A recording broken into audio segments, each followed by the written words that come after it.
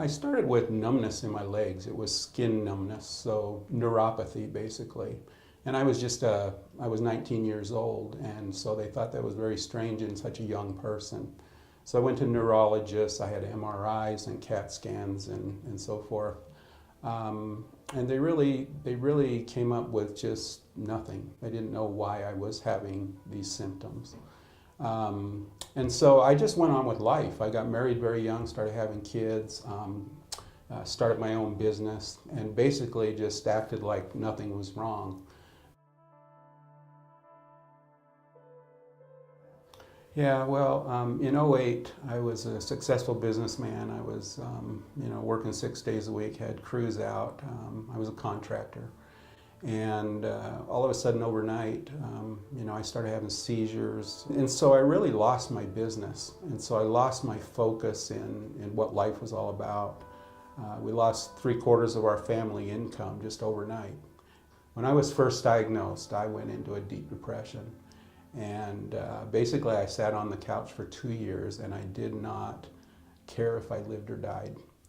And I realized one day that I was going to die just sitting on the couch watching The Price is Right. And that's a sad thing if I didn't get up and start moving.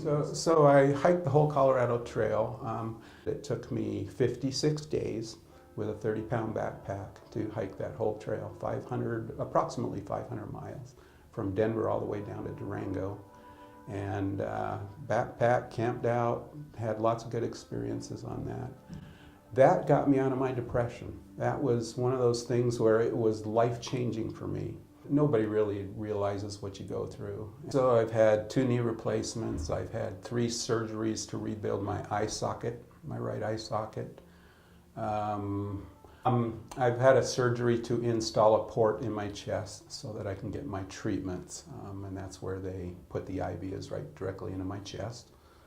Other than that, I've had things like collapsed lungs, so I've had a chest tube for that, been in the hospital a lot. So it's just part of the journey. But I try to keep a normal, everyday activity. I have a dog, I walk him, I try to do 2 to 4 miles a day. I try to stay very active because one thing I do know is if I slow down or if I stop, everything kind of falls apart and I become very depressed. What I try to do is I try to find volunteer opportunities or somewhere where I can make a difference. That's my goal, is to try to see if I can help other people, maybe through their depression and so forth, because I've been through it. It was a really, really tough time for me. When you're first diagnosed, you think you're the only one. It's a rare disease, and you think you're the only one, maybe in all of Denver. And I finally got the best neurologist. I think she's the best doctor I've ever seen. And she just, in her office, I'm gonna get emotional. She says, "I know what's wrong with you." And that was just an eye-opener, and I finally got the help. And she, to this day, is the one that spearheads all my care. She pushes all the other doctors to give me treatments and to go beyond their little narrow window of what they would like to do.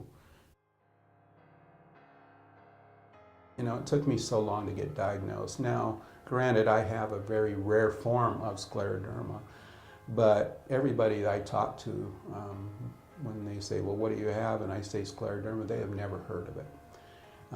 So the awareness factor is we need to do a better job of making people aware of what scleroderma is, because it's a lot more common than people think.